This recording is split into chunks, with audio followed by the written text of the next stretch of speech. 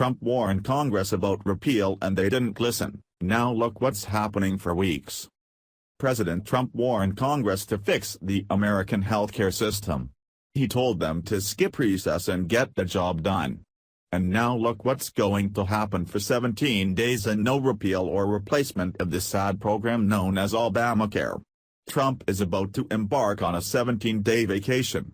The rest of the White House is also required to evacuate during the time President Trump leaves in August. The White House is replacing their ancient heating and cooling system, so that's the real reason that everyone needs to leave. Leftists will probably spin this so that it seems like Trump is ditching America just to golf in New Jersey, but that's not true. The White House has a heating and cooling system that's almost 30 years old, so I'm thinking that a more energy-efficient upgrade is well needed. People are already criticizing Trump and citing his book from 2004. Don't take vacations. What's the point? If you're not enjoying your work, you're in the wrong job, Trump wrote in his 2004 book, Trump, Think Like a Billionaire. Scheduling a planned vacation is a lot different than the entire heating and cooling system being replaced in a massive building during the hot and humid summer heat of August in Washington. Yet Trump left everyone behind to play a few rounds of golf and laugh at Chris Christie in Jersey, then people would have reason to criticize him. He told Larry King in an interview that year that most of the people I know that are successful really don't take vacations. Their business is their vacation. I rarely leave. You know that, Trump said. You and I are friends. How often do you see me going away? And again, this is not technically a vacation, but rather more comparable to a business closure during remodeling. A gas station in my town closed for a week to remodel. Did those people go on vacation, or were they simply not expected to report to work until the building was finished? What the employees did during the remodeling stage is none of our business. As long as they return to work when expected, then we're all happy and our new gas station and convenience store is complete. Actually, Trump gets out of town quite often. So far, he has spent 13 of his 28 weekends in office away from the White House, mostly at his properties in Palm Beach, Florida, or in Bedminster, New Jersey, according to an Associated Press count. The figures include a weekend during official travel overseas, and Father's Day weekend at Camp David, the government-owned presidential retreat in Maryland. So what? If the president wants to travel around America, then that's their liberty to do so. Trump isn't the first president to wander around America a little bit. Just about each and every president has ventured out into the wilderness at some point.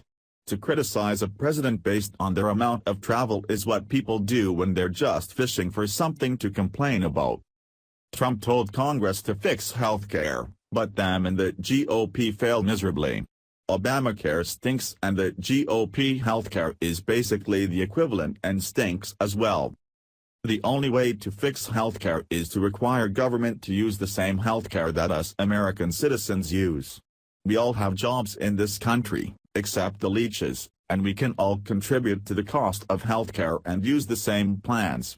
We're all humans and we're all citizens. Anyone who is not a citizen needs to get their paperwork in to become citizens. They need to pay taxes and contribute to the cost of insurance. Our insurance companies need to make enough money to cover the expensive costs while still profiting. Us American citizens need affordable healthcare with great service, not that lame you can keep your doctor nonsense where people can't even keep their doctor.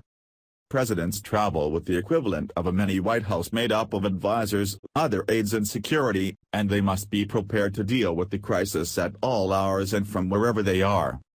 But chronic stress affects the body's ability to resist infection, maintain vital functions and avoid injuries, Susan Kraus-Whitbourne, then a professor of psychological and brain sciences at the University of Massachusetts Amherst, wrote in a 2010 paper on the website of Psychology Today subtitled Why Presidents, and All of Us, Need Vacations. Stressed out people are more likely to get sick, have accidents, sleep poorly, be more irritable and less fun to be around. Whitbourne wrote that vacations break the stress cycle.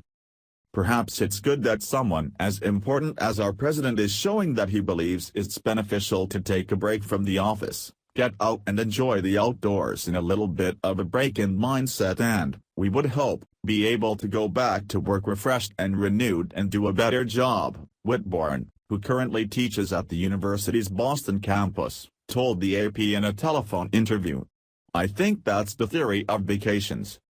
Anyone who works for a living knows how beneficial it is to step away from the job to catch a break and recuperate physically and mentally.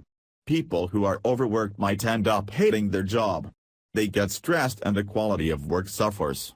People need breaks and vacations so they can come back stronger than ever. Just taking a 20-minute nap great for me.